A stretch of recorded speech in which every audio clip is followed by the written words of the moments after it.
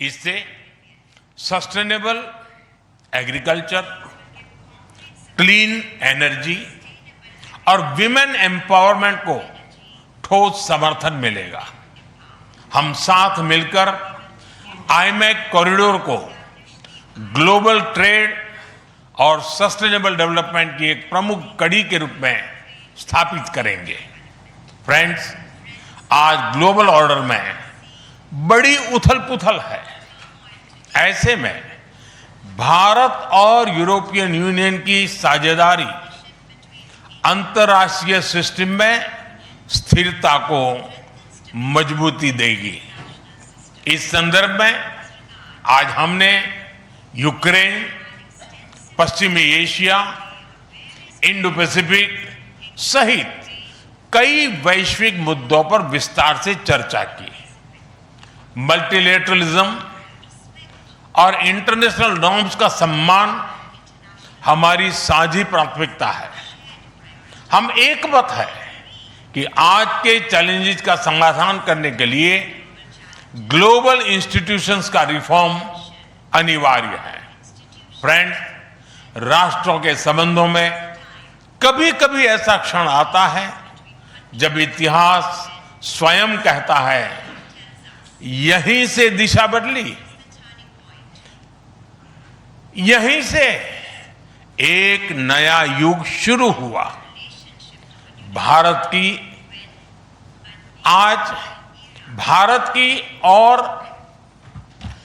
European union की यह ऐतिहासिक समिट वही क्षण है। मैं एक बार फिर इस अभूतपूर्व यात्रा के लिए, भारत के प्रति आपकी मित्रता के लिए और हमारे साझा भविष्य के प्रति आपकी प्रतिबद्धता के लिए प्रेसिडेंट कोस्टा और प्रेसिडेंट फॉन डेर लायन का हार्दिक धन्यवाद करता हूं। Thank you.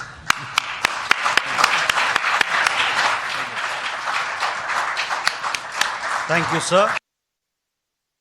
Request His Excellency Mr. Antonio Costa, President of the European Council, to give his remarks to the media.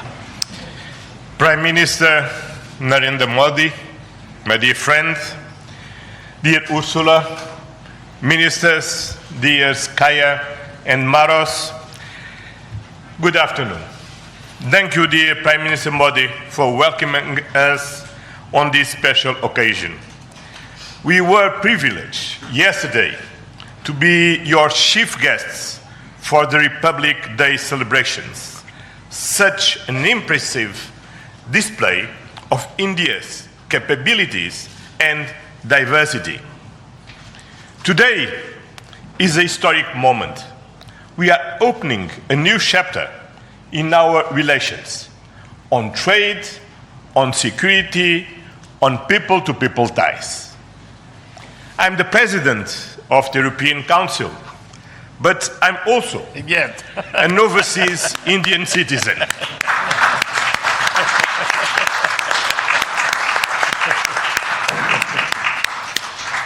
Then, as you can imagine, for me, it has a special meaning. I'm very proud of my roots in Goa, where my father's family came from.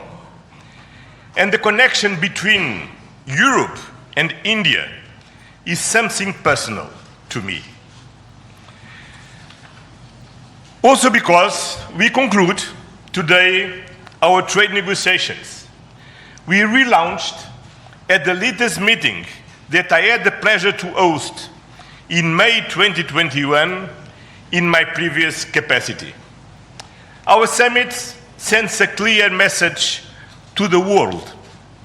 At a time when the global order is being fundamentally reshaped, the European Union and India stand together as a strategic and reliable partners.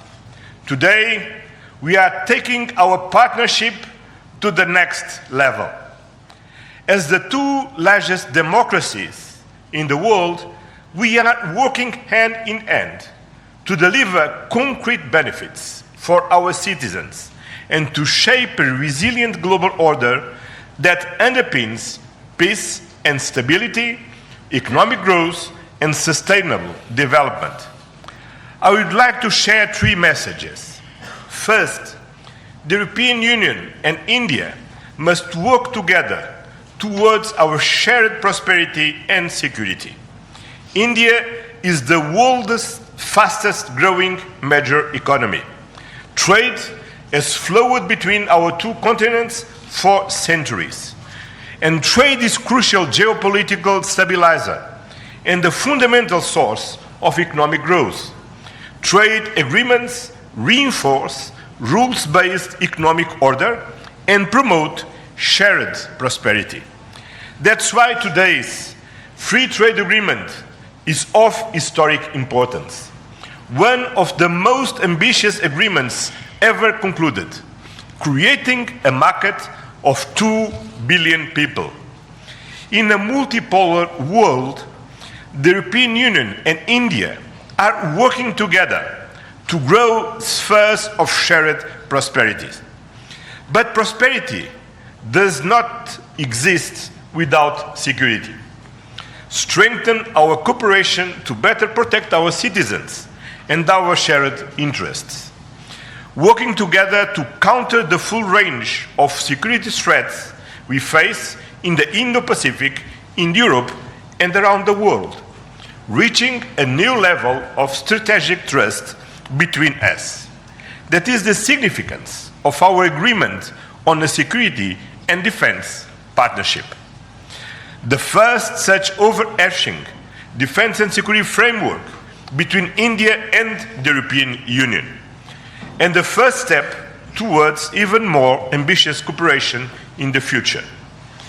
This brings me to my second message. As the world's largest democracies and champions of multilateralism, the European Union and India share the responsibility to upholding the international law with the United Nations Charter at its core. Earlier this morning, we and President Ursula had the opportunity to pay tribute to Mahatma Gandhi. And I reflected upon his words, which still hold true today, and I quoted, "Peace will not come out of a clash of arms, but out of justice lived and done by unarmed nations in the face of odds." Our summit reaffirmed our commitment to supporting efforts towards a comprehensive, just and lasting peace in Ukraine, one that fully respects Ukraine's independence, sovereignty, and territorial integrity. This is a key moment. We are supporting all efforts to reach a just and sustainable peace. Ukraine has shown its readiness, including at the cost of difficult compromise. I know, dear Prime Minister, that we can count on you to help creating conditions for peace through dialogue and diplomacy. And this is my final message. Together, we must show leadership on global issues.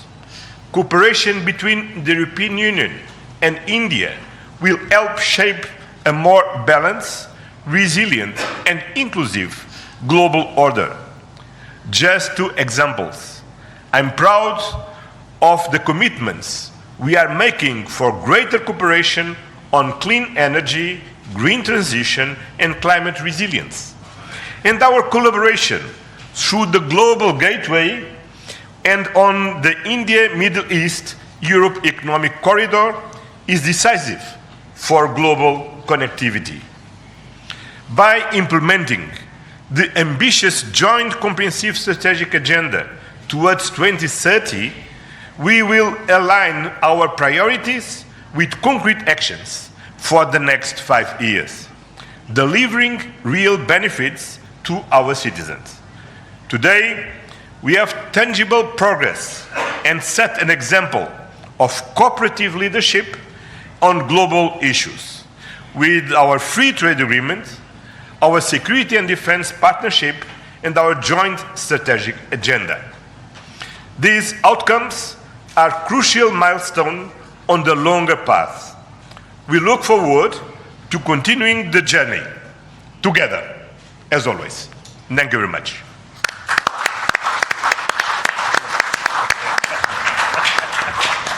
Thank you, sir. May I now request Her Excellency Ms. Ursula von der Leyen, President of the European Commission, to give her remarks to the media. Dear Prime Minister Modi, distinguished friend, Antonio, my friend, ministers, especially Shankar and Guyal, Vice President Kallas, Commissioner Šefčovič, Excellencies, friends, thank you very much for the exceptional hospitality we experienced. It was such an honor for us to be your chief guests at the Republic Day yesterday. This is a memory I will carry for a lifetime, because the sense of communion was so powerful. People filled the streets united in pride and joy of belonging to the Indian nation, and rightfully so. India has risen, and Europe is truly glad about it, because when India succeeds, the world is more stable, more prosperous, and more secure, and we all benefit. Prime Minister Modi, dear friend, 1 year ago the full College of Commissioners came to India. You mentioned it. And this is also a very special memory for me. It showed the seriousness of our intent and the strength of our commitment. Today we reap the fruits of that commitment with our historic summit. And let me start with trade.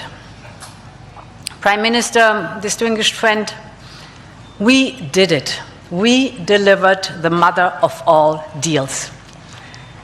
We are creating a market of 2 billion people, and this is the tale of two giants, the world's second and fourth largest economies, two giants who choose partnership in a true win-win fashion. A strong message that cooperation is the best answer to global challenges. This trade will integrate further our supply chain and strengthen our joint manufacturing power. It will cut up to 4 billion euros in annual tariffs for exporters of all sizes. And it will create good jobs for millions of workers here in India and in Europe. At the same time, this agreement will build on the natural complementarity of our economies. It brings together Indian skills, services, and scale with Europe's technology, capital, and innovation. It will create levels of growth that neither side can achieve alone. And by combining these strengths, we reduce strategic dependencies at a time when trade is increasingly weaponized. We will discuss this and more at our first EU-India Business Forum later today. I want to offer a special word of thanks to the people who worked so hard to make this day a reality. Starting with the European Union's Trade Commissioner Maroš Šefčovič and his counterpart, India's Commerce Minister Piyush Goyal. You have done an outstanding work. This is historic, and it would not have been possible without you. I also want to pay tribute to their colleagues, Sabine Weyand and Secretary Rajesh Agrawal. Many others made vital contributions. I congratulate you all. The hard work was worth it. Prime Minister, distinguished friend, we're not only making our economy stronger, we're also delivering security for our people in an increasingly insecure world. And today, the world's two largest economies and democracies launched their first ever security and defense partnership. This is a landmark departure and a trust-based platform for cooperation on the strategic issues that matter most. In doing so, we will help to build each other's resilience. Europe and India have a long history of cooperation in the defense industry. Now we will enhance this teamwork even further. We will deepen our cooperation on maritime security, for example, joint naval exercises to tackle piracy. And we will step up our work on countering cyber and hybrid threats, which are getting more sophisticated by the day. And our partnership includes a dedicated dialogue on space security, from situational awareness to secure connectivity, and stronger cooperation on counterterrorism. Finally, we are launching negotiations on a security of information agreement. Europe and India have chosen to be reliable partners to one another, and this is how we demonstrate the trust we share. Prime Minister Modi, distinguished friend, I want to turn to innovation, because here too we share core values. The freedom of research and science is paramount for us. Europe and India will always choose science. We will always choose progress, the way forward. We will always choose technology at the service of our people. It's part of who we are. And our cooperation on human-centric, trustworthy artificial intelligence is one of the best examples. So today I'm glad to announce that we are working on India's association with Horizon Europe. Backed by funding firepower of 100 billion euros, Horizon is the world's largest public research program, and I can't wait for our best talents to get to work to advance health, clean energy, frontier technologies, just to name some.